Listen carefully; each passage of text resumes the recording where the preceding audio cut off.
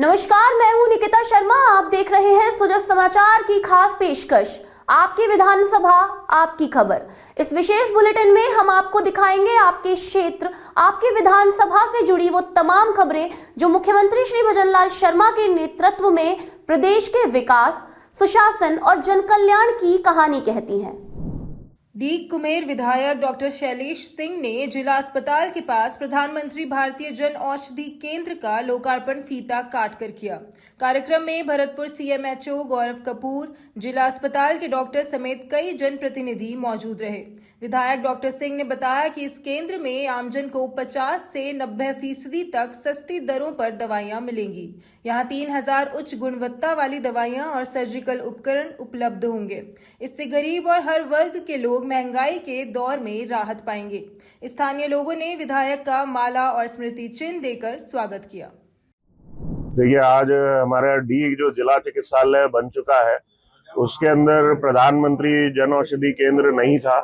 उसको हमने आज उसका लोकार्पण किया है। जन औषधि केंद्र का शुभारंभ डीग के अंदर हुआ है।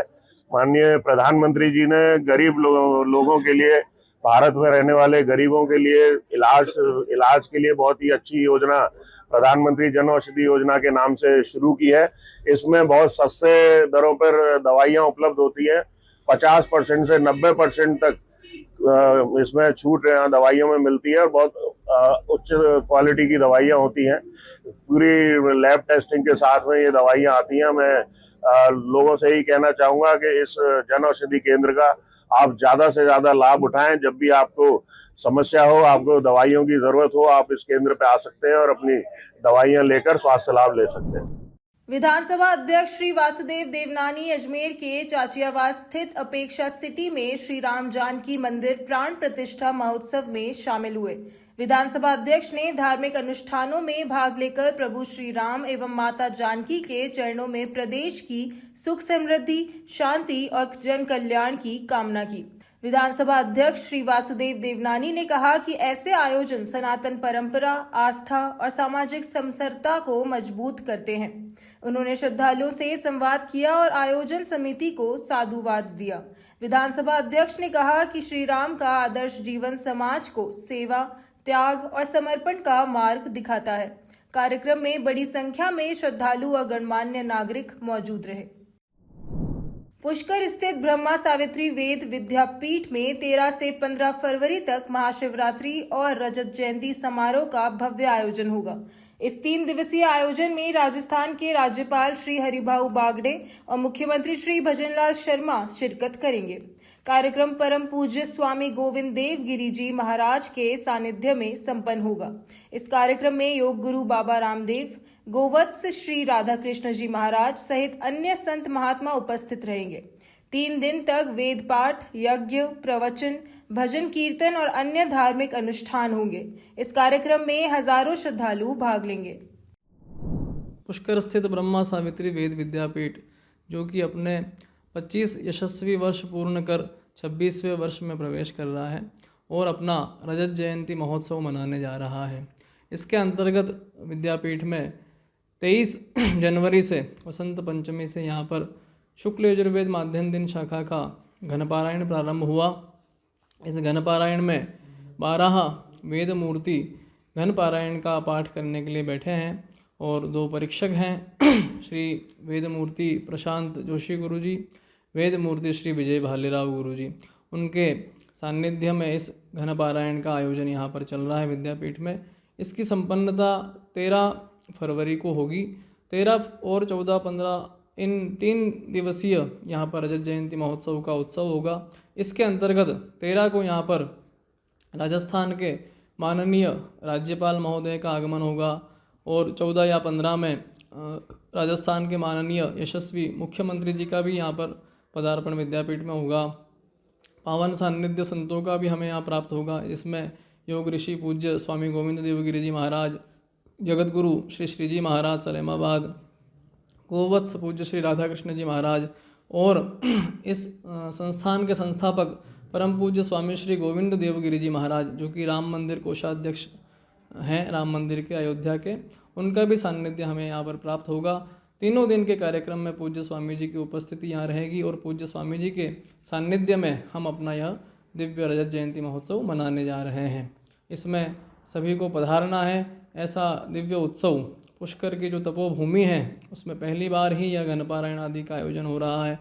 इस उत्सव में यहाँ से अब तक 2001 से लेकर के 2025 तक जिन छात्रों ने अध्ययन किया है वे सब छात्र भी पधार रहे हैं। अपने राजस्थान के जो 4 वर्तमान विद्यालय और चल रहे हैं उनके भी वर्तमान छात्र हैं, गुरुजन हैं, वो भी पधारेंगे। विद्यापीठ के न्यासी रहेंगे, यहाँ से जुड़े हुए सभी भक्तगण रहेंगे। इस तरह से इस उत्सव का आयोजन होगा। केंद्रीय कृषि मंत्री भागीरथ चौधरी ने नसीराबाद कैंटोनमेंट में सरदार वल्लभ भाई पटेल उद्यान और शहर के विकास एवं सौंदर्यीकरण का उद्घाटन किया। सीईओ डॉक्टर नीतीश गुप्ता के नेतृत्व में शहर का ऐतिहासिक सौंदर्यीकरण एवं विकास कार्य कराए गए, जिनमें उद्यानों में टहलने के ट्रैक, ओपन जिम, झूले, बैठने की व्यवस्था और भव्य फव्वारा लगाकर लोगों के लिए स्वस्थ एवं आकर्षक वातावरण तैयार किया गया है। कार्यक्रम में मंत्री श्री भागीरथ चौधरी सहित अतिथियों ने कहा कि सिर्फ 2.5 साल की अवधि में सीईओ डॉक्टर नीतीश गुप्ता ने शहर की ऐतिहासिक दशा और दिशा सुधार कर शहर में इतिहास बनाया है। इनकी कार्यशैली, मेहनत, समर्पण, त्वरित निर्णय, सकारात्मक सोच की जितनी प्रशंसा की जाए उतनी उनके कार्यों के सामने बौना साबित हो रही है। आपको बता दें कि cantonment CEO doctor Nitish Gupta का तबादला जम्मू कश्मीर हो गया है। केंद्रीय मंत्री, स्थानीय नेता और नागरिकों ने डॉक्टर नीतीश गुप्ता को साफा और स्मृति चिन्ह देकर भावुक विदाई दी। वहीं बच्चों ने कविता के माध्यम से उनके प्रयासों की सराहना की। उनके विकास कार्यों से लोग संतुष्ट और खुश नजर आए। नसीराबाद की जनता का दिल जीतने का आपने प्रयास किया और विकास की गति को आगे बढ़ाने का काम किया। उसके लिए मैं नितेश जी सीओ साहब को बहुत बहुत बधाई देना चाहता हूं। आप भी एक बार ताली बजाकर के इनका स्वागत करें। और आपने हर चीज को ध्यान में रखा। जब भी आप नए आए, आप बड़े ही एक्टिव अफसर होते हैं।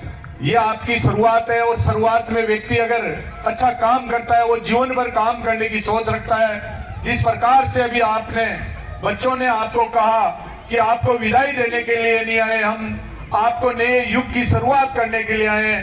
आप आने वाले समय में आप जहां भी रहेंगे आप अच्छा काम करें। आपने यहाँ पे करोड़ों के काम कराए, आज लाखों रुपए के। मैं भी इस गार्डन में जब घूमने के लिए आता था तो ऐसे कचरा पड़ा रहता था, देखने के लिए जड़ा या झाड़ियां उग गई थी। आपने पर्यावरण को ध्यान में रखते हुए आपने पेड़ पौधों को भी अच्छा आपने मेंटेन किया। पार्टी का उद्घाटन करा। उसके बाद लगभग 67 लाख की लागत से हमने बचे हुए कामों का उद्घाटन करा और भी टाइम पे इस गार्डन में उद्घाटन होते आए हैं और लगभग इस गार्डन का अब तक 1.5 करोड़ रुपए की लागत से इस गार्डन का निर्माण हुआ। उसके साथ हमारे अतिथियों ने लगभग 2.86 लगभग 2.25 करोड़ की लागत से जो शहर में गंदे पानी की समस्या थी उस पाइपलाइन को बचा के जो हमने आज काम पूरा करा है उसका उद्घाटन करा गया। 12 जिले के अंता में एनटीपीसी ने सामाजिक जिम्मेदारी निभाते हुए उप जिला अस्पताल में मरीजों को गर्म कंबल भेंट किए। इससे सर्दियों में मरीजों को राहत मिलेगी। एनटीपीसी अंता के सीएसआर कार्यपालक सुशील सोन बंसी ने बताया कि कंपनी क्षेत्र में कई विकास कार्य और प्रशिक्षण कैंप आयोजित करती है। बेरोजगारों को रोजगार के लिए प्रशिक्षण दिया जाता है। साल में निःशुल्क आई कैंप में मोतियाबिंद के मरीजों का ऑपरेशन कराया जाता है। बालिका शिक्षा और सशक्तिकरण के लिए पास के सरकारी स्कूल की लड़कियों को 1 माह का प्रशिक्षण भी दिया जाता है। जैसे कि प्रतिवर्ष हम अपने स्वास्थ्य बजट के तहत प्रतिवर्ष गरीबों को और हॉस्पिटल मरीजों की स्वास्थ्य को देखते हुए प्रतिवर्ष कंबल वितरण करते हैं। इस वर्ष भी हमने उप जिला चिकित्सालय अंता में हमने लगभग 45 कंबल वितरित किए हैं। ये कंबल हमने अस्पताल प्रबंधन को किए ताकि मरीजों की स्वास्थ्य को देखरेख समय पर की जा सके और उन्हें भीषण ठंड से बचाव प्रदान किया जा सके। अजमेर दक्षिण विधायक श्रीमती अनीता बघेल ने विधानसभा क्षेत्र के वार्ड 23 में 2 नई सीसी सड़क परियोजनाओं का शिलान्यास किया। इन सड़कों के निर्माण में 60 लाख रुपए खर्च होंगे। इन सड़कों के बनने से क्षेत्रवासियों को आवागमन में सुविधा मिलेगी और स्थानीय विकास को बढ़ावा मिलेगा। श्री गंगानगर जिले के सूरतगढ़ स्थित स्वर्गीय श्री गुरुशरण छाबड़ा राजकीय महाविद्यालय की एनसीसी कैडेट करिश्मा स्वामी को गणतंत्र दिवस 2026 पर नई दिल्ली में आयोजित कर्तव्य पथ परेड में भाग लेने पर महाविद्यालय में जोरदार स्वागत किया गया। एनसीसी कैडेट करिश्मा स्वामी ने ऑल इंडिया परेड में राजस्थान का प्रतिनिधित्व किया था। महाविद्यालय के प्राचार्य डॉक्टर कमलजीत सिंह व संकाय सदस्यों ने तिलक, मिठाई और फूल मालाओं से उनका स्वागत किया। प्राचार्य ने कहा कि यह उपलब्धि सूरतगढ़ ही नहीं पूरे राजस्थान के लिए गौरव की बात है। इस अवसर पर छात्राएं, एनसीसी कैडेट और शिक्षक मौजूद रहे। बीच हमारे कॉलेज की स्टूडेंट करिश्मा जो है वो रिपब्लिक डे परेड पर कर्तव्य पथ पर करने के बाद हमारे महाविद्यालय में पधारी हैं। मैं पूरे महाविद्यालय परिवार की ओर से सभी का बहुत बहुत स्वागत करता हूं और बधाई देता हूं करिश्मा को भी कि इन्होंने इस बड़ी अचीवमेंट को प्राप्त किया। दूसरे जो स्टूडेंट्स हैं उनके लिए भी एक नज़ीर है कि आने वाले टाइम के अंदर आप भी इसी तरह से प्रयास करें और इसी तरह से आगे बढ़ें और अच्छी तरह से अपने देश का नाम रोशन करें। बहुत बहुत हमारे सार्जेंट करिश्मा दिल्ली की रिपब्लिक डे परेड में पार्टिसिपेट करके वापस पहुंची है। आज महाविद्यालय द्वारा उनका स्वागत किया गया, अभिनंदन किया गया। करिश्मा ने एक बहुत अच्छा एग्जाम्पल सेट किया है सभी बच्चों के लिए कि उनके फ्यूचर में एनसीसी जो है कैसा रोल अदा कर सकती है। इसके साथ ही हमारी 2 बच्चियां रक्षा और एकता जयपुर में होने वाली एडीपी परेड में पार्टिसिपेट करके आई हैं। वो जस्ट एक स्टेप आरडीसी परेड से चूक गई, पर चलो उनके भविष्य की हम शुभकामनाएं उनको देते हैं और अच्छा उनके लिए भविष्य में कहीं उनका सिलेक्शन के लिए उनको बधाई देते हैं। आप सभी का बहुत बहुत शुक्रिया अदा करना चाहती हूँ कि मेरा इस तरह से आपने स्वागत किया और बहुत मुझे भी ये एक ड्रीम जैसा लग रहा था कि होगा या नहीं होगा, कैसे संभव होगा, बट मैंने हार नहीं मानी। आखिरकार मेरा हो गया उसमें सिलेक्शन और बहुत खुशी हुई ये होके कि हाँ हो गया, मैंने कर दिखाया। आज तक सूरतगढ़ के अंदर अपनी कॉलेज से कोई नहीं गया था आरडीसी परेड में। सबने ट्राई किया था बहुत बार पर वो रह गए किसी कारणवश से और मेरा हो गया, तो बहुत खुशी हुई मुझे और आप सभी को बहुत बहुत बहुत बहुत थैंक यू, आपने मेरा इस तरह से स्वागत किया। मुख्यमंत्री श्री भजनलाल शर्मा के नेतृत्व में राज्य सरकार की ओर से आयोजित ग्रामीण उत्थान शिविर आमजन को त्वरित राहत एवं समाधान प्रदान करने का प्रभावी माध्यम बन रहे हैं। इसी क्रम में गिरदावर सर्किल खेतड़ी में ग्रामीण उत्थान शिविर का आयोजन किया गया, जिसमें विभिन्न विभागों द्वारा आमजन की समस्याओं का मौके पर ही निस्तारण किया गया। सहायक विकास अधिकारी डॉक्टर महादेव सिंह काजला ने जानकारी देते हुए बताया कि शिविर में पशुपालन विभाग, कृषि विभाग, कृषक साथी, राजस्व विभाग द्वारा त्वरित कार्रवाई करते हुए ग्रामीणों की शिकायतों का मौके पर ही समाधान किया गया। आज पंचायत समिति गिरदावर सर्किल खेतड़ी के अंदर ग्राम उत्थान शिविर का आयोजन किया गया। ये राजस्थान सरकार के द्वारा 23 जनवरी 2026 को बसंत पंचमी के दिन इसका शुभारंभ राजस्थान में किया गया था। हमारी पंचायत समिति खेतड़ी में जिला झुंझुनू में 23 जनवरी से ग्राम उत्थान शिविर आयोजन किए जा रहे हैं, जिसका आज अंतिम दिन है, जो खेतड़ी गिरदावर सर्किल में उपखंड कार्यालय में कैंप का आयोजन किया जा रहा है, जिसमें कृषि विभाग, उद्यानी विभाग, कृषि विपणन विभाग, सहकारिता विभाग, पशुपालन विभाग और डेयरी विभाग, मत्स्य विभाग, ग्रामीण विकास पंचायती राज विभाग, राजस्व विभाग, जल संसाधन विभाग इत्यादि सभी विभागों के अधिकारी कर्मचारी कैंप में उपस्थित होकर ग्रामीणों का मौके पर होने वाले कार्य हैं उनका समाधान कर रहे हैं। और ये राजस्थान सरकार की हमारे यशस्वी मुख्यमंत्री भजनलाल जी शर्मा के द्वारा अच्छी सोच के लिए ग्रामीणों के मौके पे कामों का समाधान हो सके, ऐसे शिविरों का आयोजन किया गया था शुभारंभ, और आज इसका 10 से 5 बजे तक शिविर का आयोजन किया जा रहा है। 5 बजे समापन किया जाएगा। जय हिंद, धन्यवाद। कोटा में वन विभाग द्वारा आयोजित हड़ौती वन मेले का आगाज हुआ। कोटा दक्षिण विधायक श्री संदीप शर्मा ने मेले का शुभारंभ किया।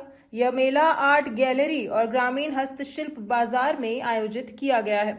विधायक श्री संदीप शर्मा ने ग्लोबल वार्मिंग और वन संरक्षण के महत्व पर जोर देते हुए वन्य जीव सुरक्षा और वनों की कटाई के खिलाफ जागरूक होने की अपील की।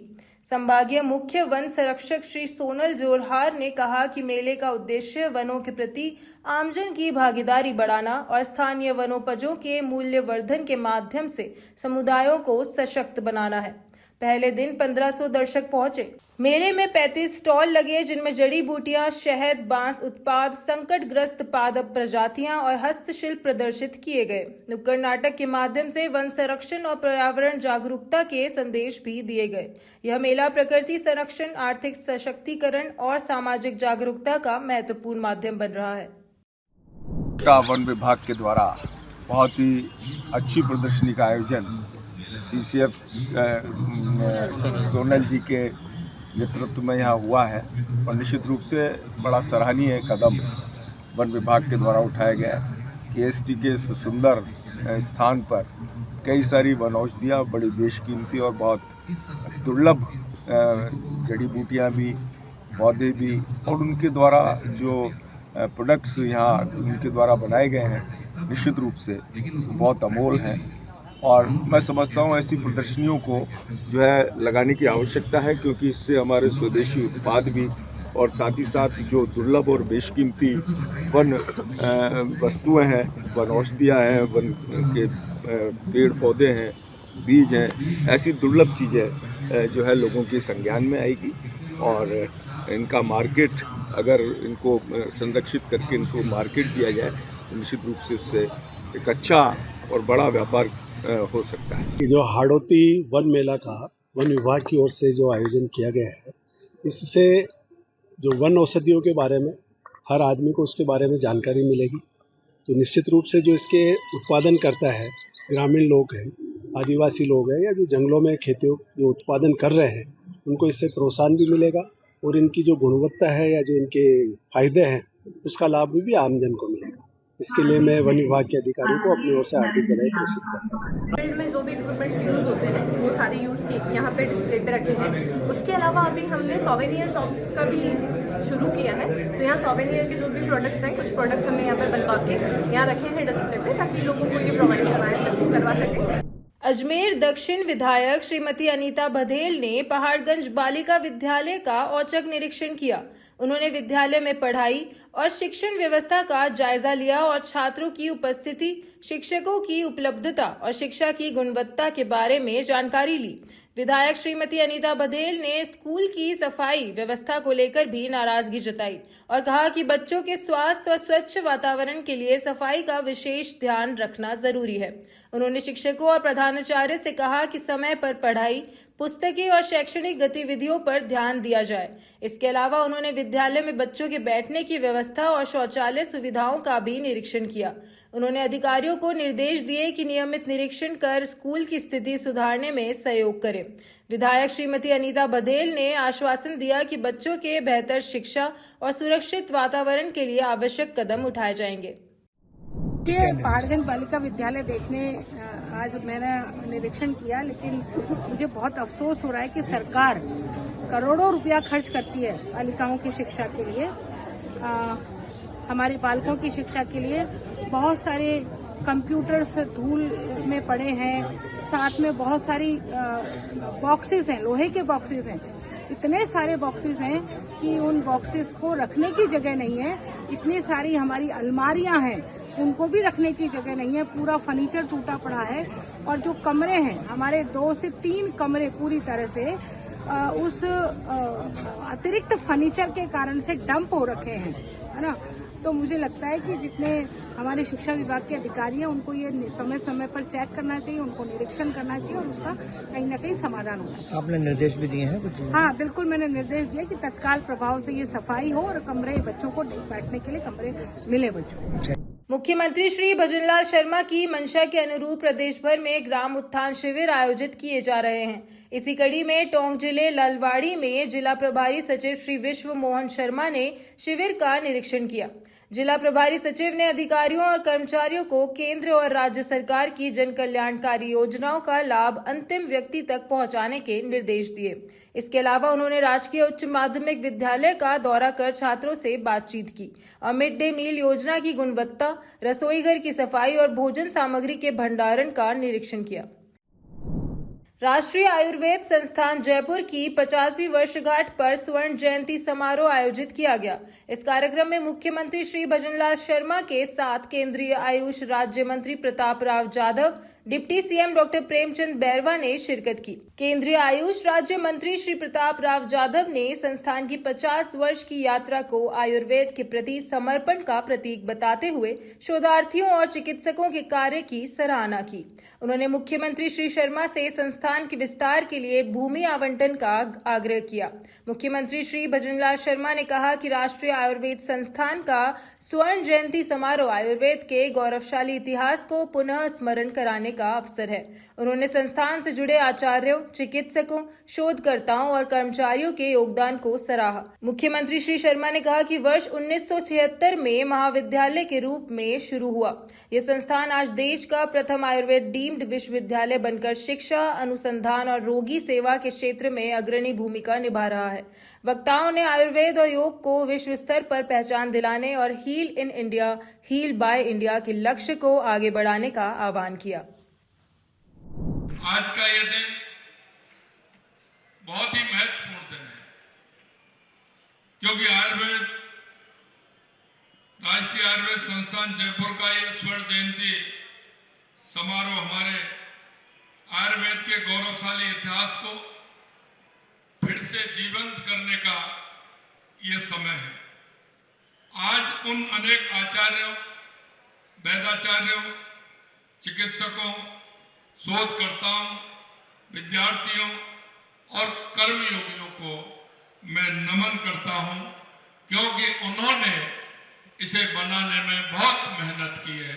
और सामने की जो पंक्ति है उनको भी मैं प्रणाम करता हूं कि उन्होंने भी बहुत मेहनत के साथ इस हमारी संस्था को आगे बढ़ाया है। इनकी तपस्या, श्रमशीलता, समर्पण आयुर्वेद के इस दिव्य दीपक को सदैव प्रज्वलित इन्होंने किया है।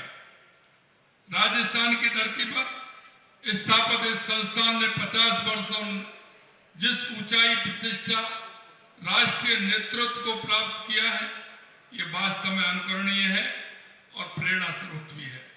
जब परंपरा विज्ञान, अनुशासन और सेवा भाव के साथ चलती है, तब एक संस्थान केवल भवन नहीं रहता, वह राष्ट्रीय धरोहर, ज्ञानपीठ और सेवा पथ बन जाता है। साथियों, आदरणीय हमारे प्रधानमंत्री श्री नरेंद्र मोदी जी के शक्तिशाली नेतृत्व में हमारी सरकार का विजन स्पष्ट है। परंपरा की जड़ों में विज्ञान का कंजर्वेशन और कल्याण की शाखाओं का विस्तार।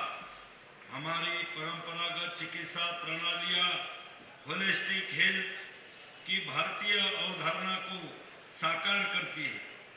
भारत सरकार का उद्देश्य केवल रोग का उपचार नहीं, बल्कि स्वस्थ, सशक्त और संतुलित व्यवस्था का निर्माण करना है। आपकी विधानसभा आपकी खबर बुलेटिन में आज के लिए इतना ही। फिर मिलेंगे नई खबरों के साथ। तब तक के लिए देखते रहिए सुजस समाचार। हमारे चैनल को लाइक, सब्सक्राइब और शेयर करना ना भूलें। धन्यवाद।